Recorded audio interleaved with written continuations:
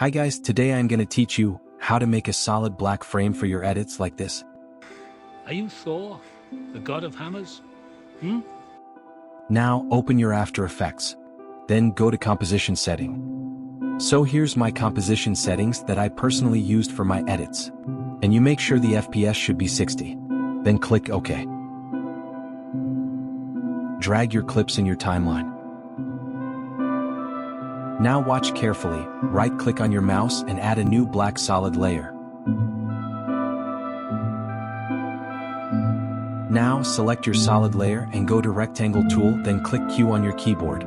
Then hold Alt on your keyboard and double-click on Rectangle tool to make your mask. Now go to Mask and set Mask Feather and Mask Expansion values according to your liking.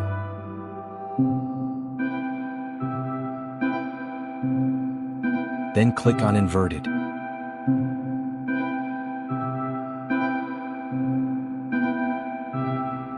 Now select your clip and your layer and then pre-compose them.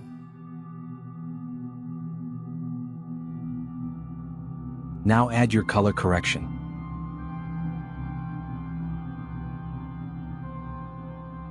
And you are done here.